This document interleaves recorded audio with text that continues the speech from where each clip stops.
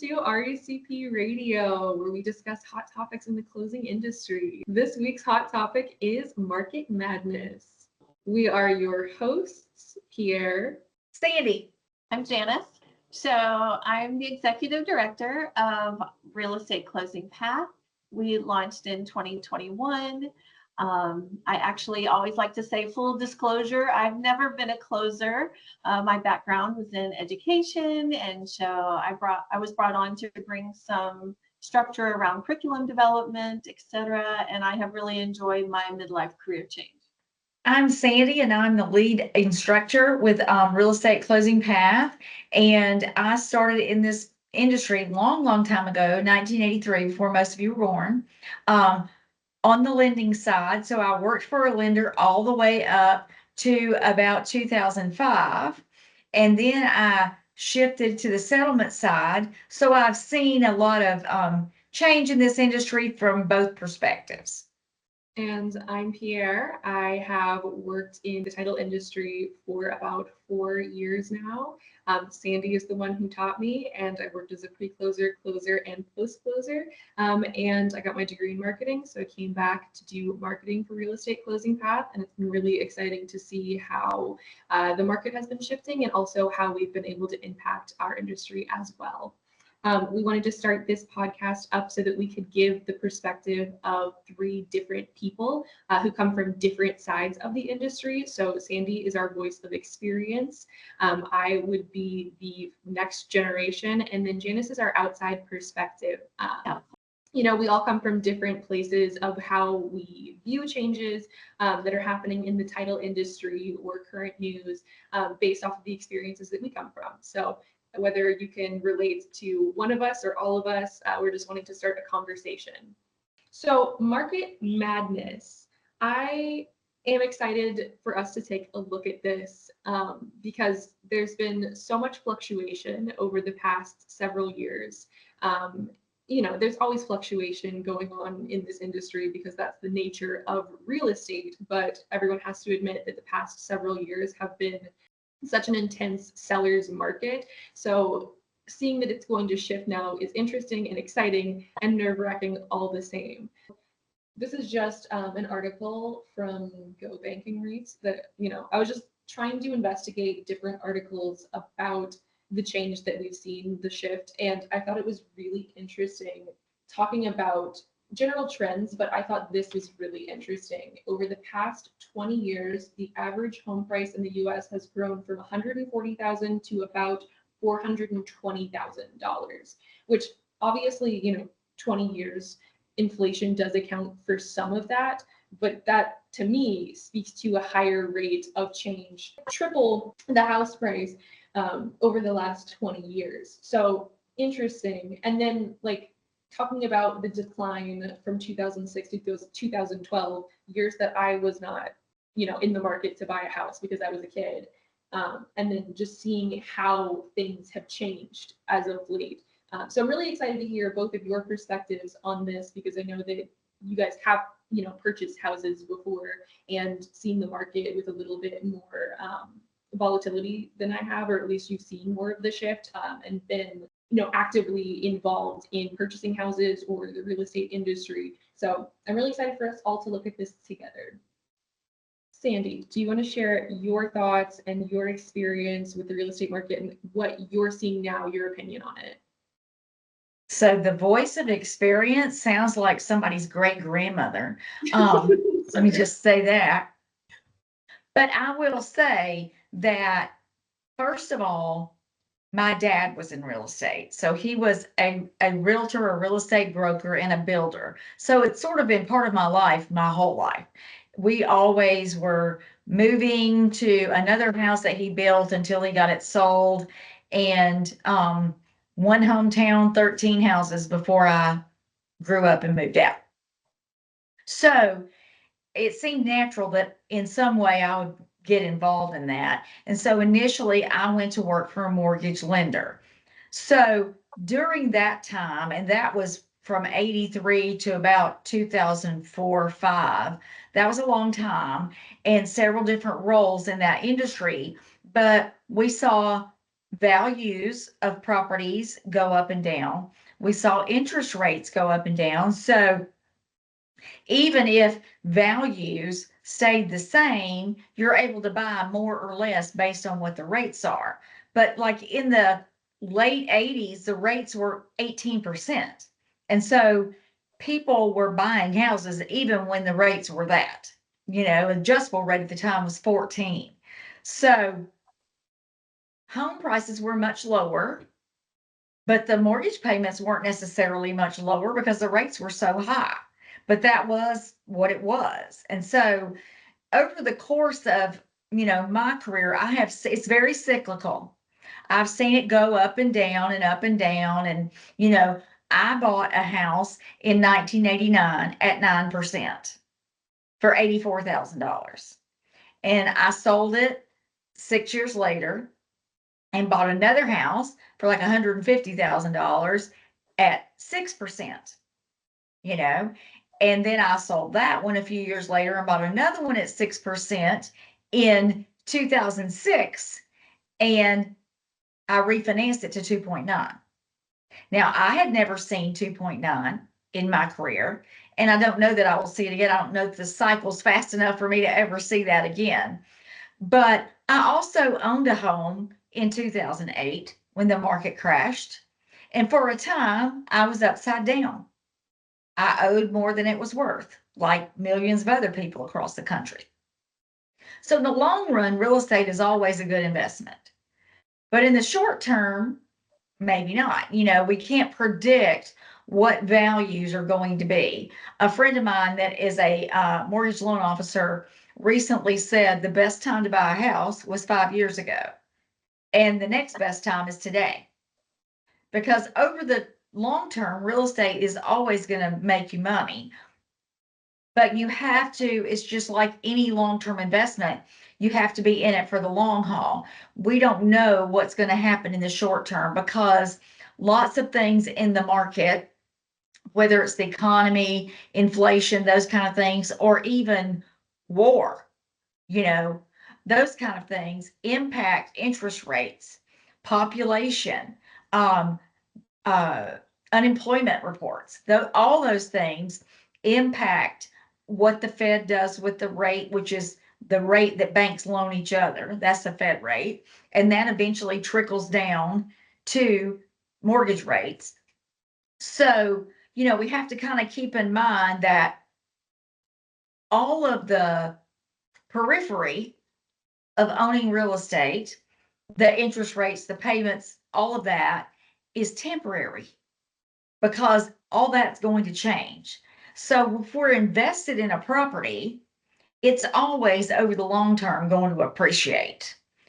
Where we get into troubles if you buy something in the short term. If I had sold my house in 2008 after I bought it in 2006, as a seller, I would have had to bring money to closing. But I am closing on that house as a seller at the end of this month, and I'm selling it for more than twice what I paid for it. So, again, we have to think about it as a long-term thing. And if you are an investor in the market, then you've got to determine how long can I keep this money tied up in this property? Because always, if we sell it when it's not ideal, and there are circumstances when we have to, family circumstances, job changes, those kind of things, sometimes we have to sell when the market is not ideal. But just like going to the bank and buying a CD, can I afford to keep this money tied up for a year or 24 months? Because if I can, I'm going to make more money than if I pull it out before then. So I've just learned over the course of my career that we have to look at it long term. So that's my advice. Yeah, that's really well said.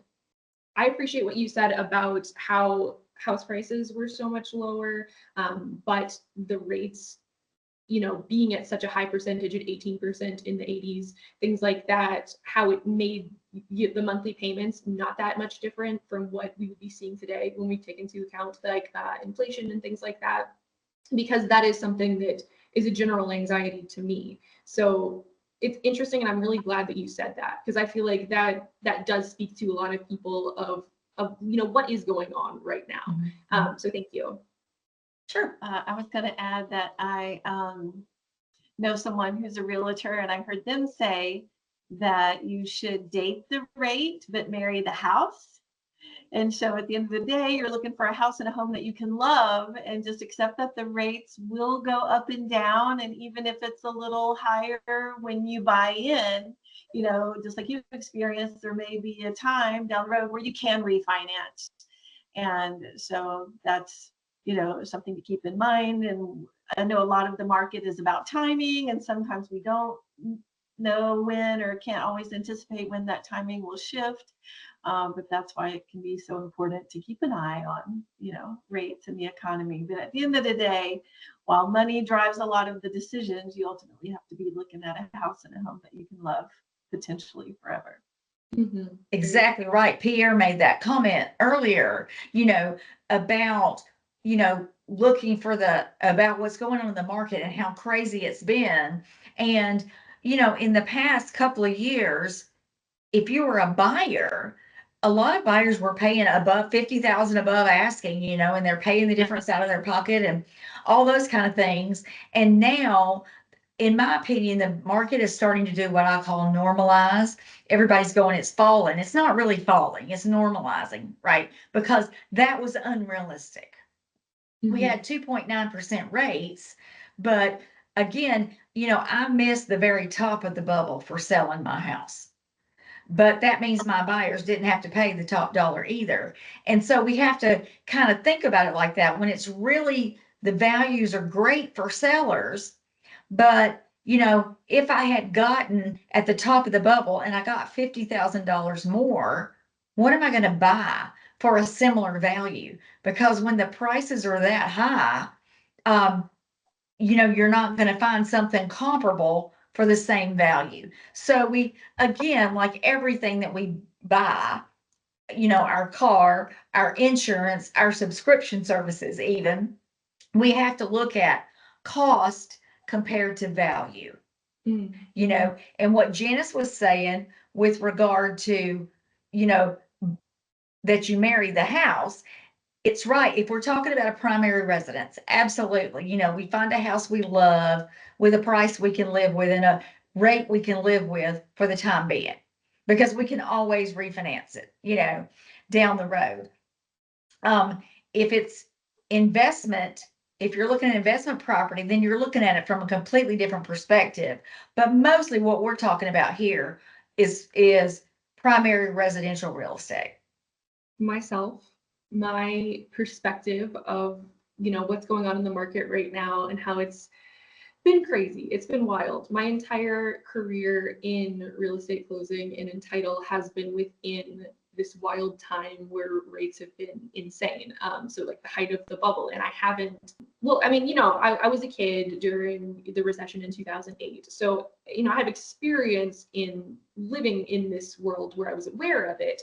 But I definitely didn't work in it and didn't have any sort of purchasing power during that time period. So it has been, I would say, anxiety inducing to me to see what's been going on. So obviously exciting about how the rates were really, really low, but with house prices, they were at the top of the bubble. So outside of what I was able to do as a young adult, fresh out of college, and now that I'm a little bit older, it is exciting to me to see that, things are going to start normalizing and there's going to be more, at least, inventory of houses on the market. It seems like we're going to start getting a little bit more movement there, because it seems, the narrative is that no matter what you do to try to purchase a house, somebody is going to come in with a cash offer. A business is going to come in and they are going to be able to outbid you, and they obviously will win. It's a better deal for the seller in that scenario. So why would that person not take advantage of that opportunity?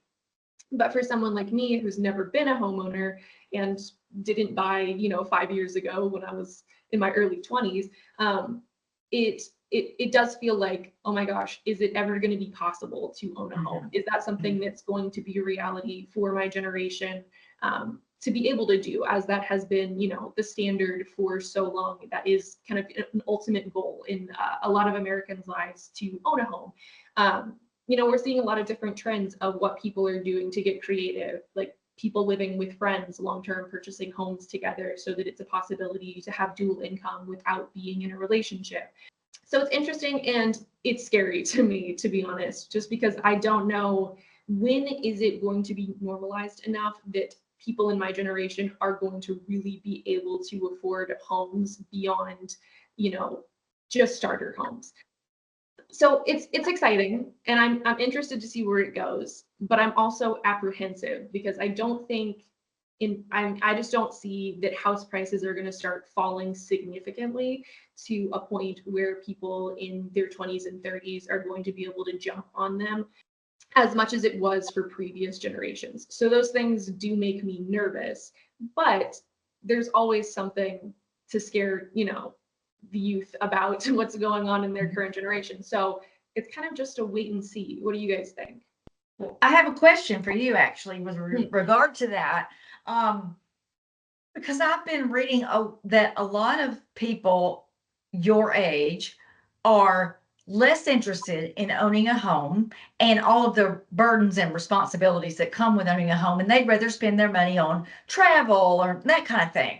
And so if that is the case, then there will be a lot more inventory because you have fewer people buying, which will result in a reduction in prices because you've got time on the market and an overflow of inventory, in that. And, basically your house is worth what you can get for it.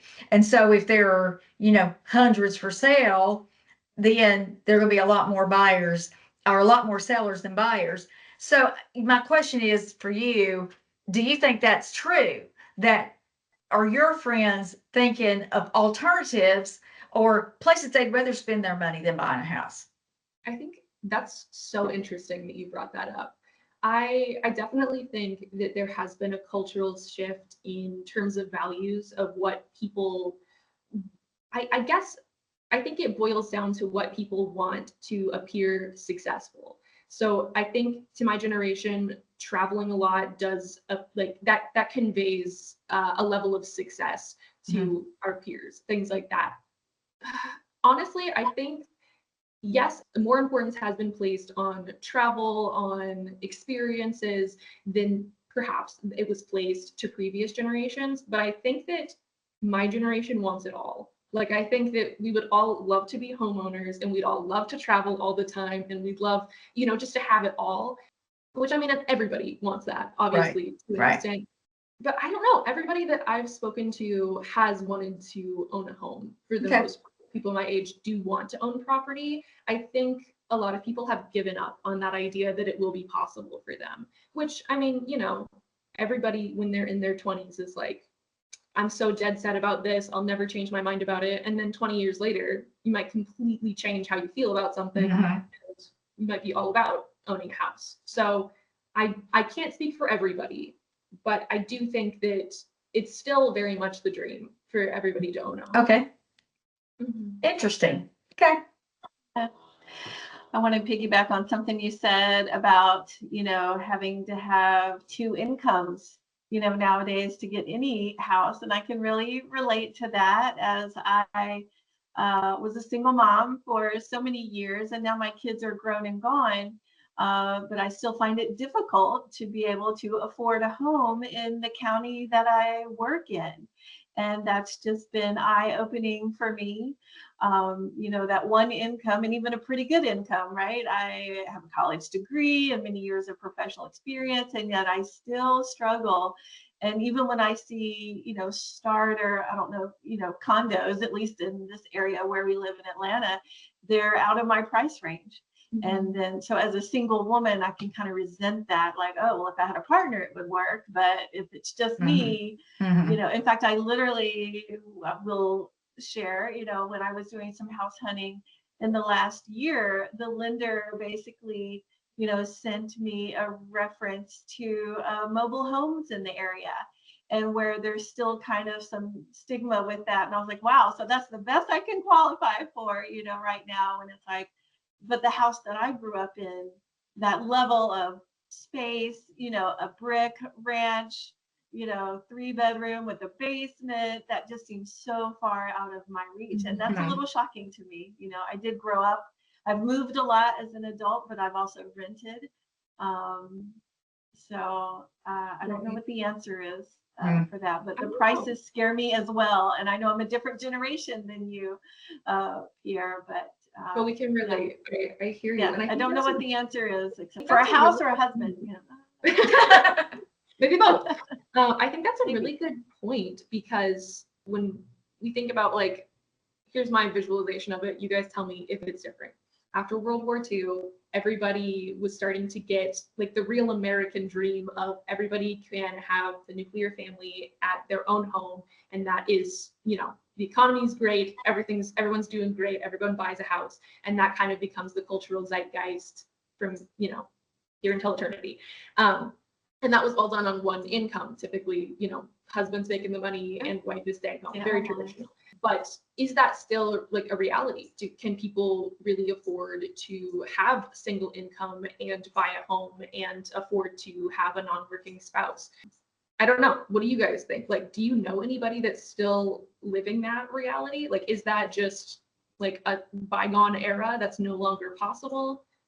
I don't think it's impossible, but I do think that, conditions in the market and in employment make a big difference. I bought my house as a single mom 19 years ago, but what I paid for that house at the time, you can't buy a storage building to put in your backyard for, now. And you guys know, I have a daughter and son-in-law that live in California, and they moved there because he got a big promotion with his job and they make more money than we do, but they can't afford a house. I mean, a starter home is close to $1 million, So a lot of it depends on where you are. And, the general consensus that I've seen is that the boomers are the last generation that is the dream for. Everybody else is looking for alternatives, which doesn't mean they wouldn't love to own a home. And my daughter says, I'd love to buy a house, but we can't do it here, So they're looking for alternatives, like you said, Pierre. Maybe I'll get a townhouse instead of a single family home. Maybe I'll have roommates, or I'll buy with my best friend, or maybe I'll buy a house and have people rent rooms from me so I can afford to make the payment. We're looking for alternative ways to make that dream a reality. And like you said, my own kids at this point, right now, today, have given up that is a possibility for me in this current climate. Yeah, I wish I had a solution, but it is nice to hear that I'm not alone in those You're feelings. not alone. Yeah. That other, adults around my age are kind of experiencing the same thing. And I hope that it will be possible. I do think, we wouldn't be in this market if it was always on the downswing. Obviously, things are going to revolve in every direction. So we'll just see. Janis, you're up to provide the outside perspective. I am an outsider perspective because, again, my background is in education. I don't have any background in real estate whatsoever. In fact, I also have learned everything I know from Sandi, and the last few years of sitting at her feet and listening and learning as much as possible.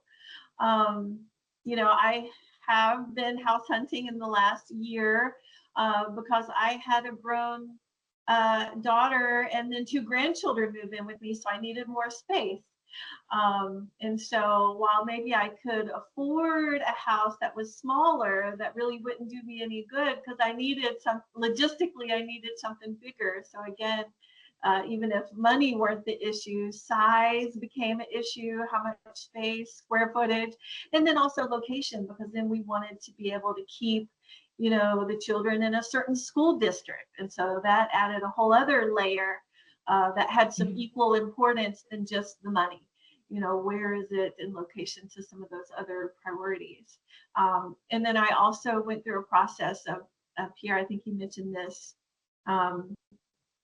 where one of you did, where I got outbid by a flipper, someone, a business was able to come in and do it bigger, better, faster. And I was shocked. I thought that was going to be a sure thing. And it was quite heartbreaking to feel like, nope, someone's already got their money making machine, but here I am, the little individual that finally had hopes and dreams set on one property, and then it was just gone. And I, looked and looked again, and it's just been a challenge. But for me, while money is a factor, it just hasn't been the main one. And while rates are important, as an outsider, I never have really followed that. I guess like timing the market, I would have to trust other professionals, to really be the voice of experience and wisdom there to help me through that process. So I feel a little ignorant as the outsider and naive. I don't know what I don't know, and just kind of at the mercy of the system. And again, that's can be disheartening or anxiety inducing, as you have shared. It's a great point you make, though, Janis, that when people are not familiar with how the whole process works, and you are more familiar than some, but they need some professional, whether it's their realtor or their title company or settlement agent, to help guide them through the process, because otherwise they're overwhelmed, and they don't know, like we've learned, what's going to happen next, the whole process from beginning to end. But somebody truly, a first-time home buyer or new to this area and new to they don't know. And so all that does is punctuate how important our roles are, because again, we're trying to help people understand the process. Yeah. I appreciate you saying that, because the realtor I was working with at the time continued to show me other houses. And I did actually look at one that I would not have chosen to look at on my own. And yet she really pushed. And then, with her guidance, I even put a contract on a house, another one that I was hopeful about. And then I wound up walking away during due diligence when the inspection just revealed, some more cost and upkeep that would be needed to kind of bring it up to code and things like that. So I really appreciated her guidance and her patience. And then it was certainly a learning experience for me along the way, that I do feel, that if and when I choose to pursue it again in the future, that I'll have a little more knowledge under my belt, and then already have a network in place of people I can trust and ask those questions, a lender, a realtor. And then I did want to ask, maybe Sandi, you could speak to this. We're kind of talking about the market madness in general from the buying or selling perspective, but how does that affect what's going on behind the scenes for closers? Yeah, good point. For us on our side, clearly, if the market's good, we're really busy, right? We're making money. The settlement agents are making money. The title insurance underwriters are making money. The realtors, the lenders, everybody's doing great when the market is really active. But the key is, it's sort of like the ant and the grasshopper, right? We're going to have to take advantage when the market is really good from a business perspective, so that we are well fed when the market is not so great. Because again, in one of our workshops, we show a copy of a deed from our local courthouse going all the way back to 1838. So there have been property transfers since recorded time, so there's always going to be a real estate market. People are always buying and selling. Sometimes people have to buy when the market is not favorable to a buyer, because I've got to move, I got transferred, I'm living in a 1-bedroom apartment and we just had twins, or something like that. So there are reasons. There are reasons to sell when the market is not favorable to a seller. So that's always going to be the case, which means there's always going to be activity on our side. So we just have to be vigilant in that we are doing the best job we can when we're busy, so that when we're less busy, we're still going to, some of that business is still going to be driven to us. You know, the realtors are still going to drive it to us. And, you know, from a sales perspective, as a realtor, you know, again, you've got to save some up in the good times, because you're not always going to be closing 3 loans a week. You know, sometimes it might be 1 a month, and you're glad if you get 1 a month. Sometimes it might be, you know, 4 a year. So they better be good ones.